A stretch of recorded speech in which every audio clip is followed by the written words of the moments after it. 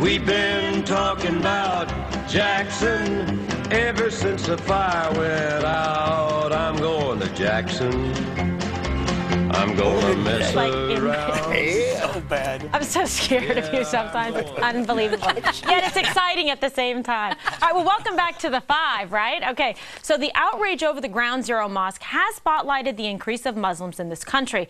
But did you know that the U.S. courts have actually been fighting against having to consult Sharia law in our courts here, in their courtrooms? This is something that's been going on in a number of states. And if you recall, Oklahoma in November approved a constitutional amendment that bans the use of Islamic law in court. Now, one would think that the law here, we have it, it's on the books, it's, but no, they're actually coming up with defenses in cases. For example, if a husband is accused of domestic violence, he'll say, no, I have a right to because my wife is my property. He has a right to beat her. Or you've seen some of these honor killings, Andrea. This is something that's been, prevalent and happening in this country. And we're having to come up with legal opinions to defeat it, to say that Sharia law does not apply in this land. And specifically in Tennessee, Republican Representative Rick Womack declared in his state that Sharia is not just an expression of faith, but a political and legal system that seeks world domination.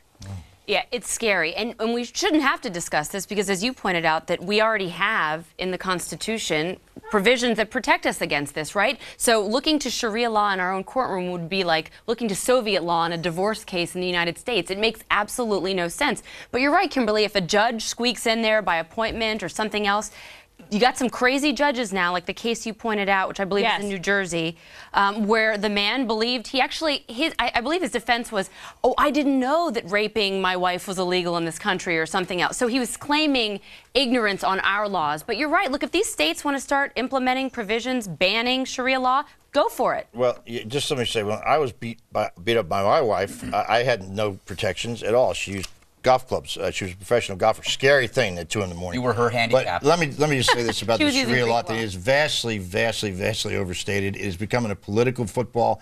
That case you cite in New Jersey was overturned. Virtually every one of these cases have been overturned. The idea that somehow this creeping Sharia law, which is another thing, and by the way, I'll say this, Greg, just in deference to you because I love you so much, I will say the Tea Party. I will not say the other thing for you, just for you. I won't. I mean, moment of anger, I may have lashed out at the Tea Party.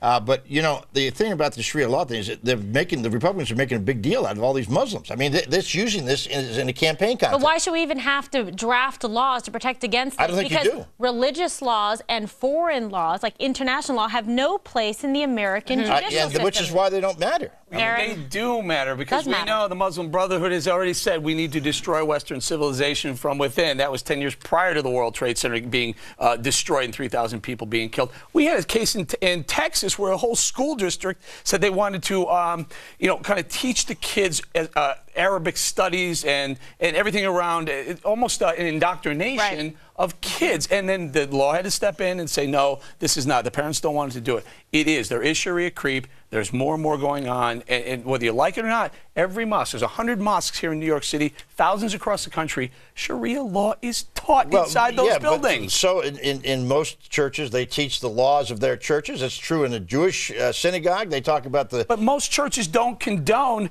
flogging, stoning, execution, cutting off a limb for stealing. I mean, Bob, it's radical. These are some of the examples, right? Wine drinking and by extension alcohol drinking, punishable by flogging.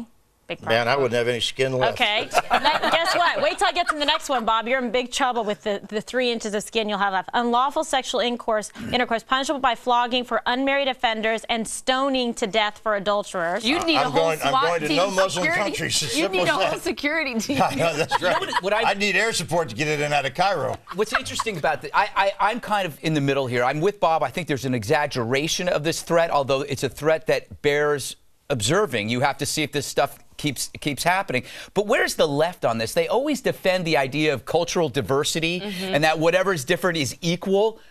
What about this kind of cultural diversity in which women are harmed? They're very anti-gay. Where is the left? The left never condemns this Daughters stuff. are murdered. Yeah. How many cases have we seen of that? They call themselves feminists, but they're not there. Well, that's the problem. There are no women's rights. And then, of course, now, if this isn't an issue, then why have more than 24 states considered measures to restrict judges from this kind of political activism and indoctrination that Eric is talking about? The most conservative states in the country, and that's not surprising because they're used for political purposes. By the way, it was one Hillary Clinton who has raised this issue about women all across the Muslim world over and over again. She deserves a lot of credit. And I would say she's a progressive person. And I denounce it, but I don't denounce Muslims or their mosques. I mean, you guys are trying to make this. All right. Well, no, we don't. Hold on. Bob, we're not trying to do that. Go ahead. Yeah, Go ahead, I didn't denounce Muslims or their mosque. I've simply said within the Muslim community, within the mosque, Sharia law is taught, and some of these rules under Sharia law are extreme. And we're very respectful of other people's religions that are practiced lawfully, right? That aren't certainly seeking here on to the do harm Five to others. And today is the first day of Ramadan, so we want to point that out there.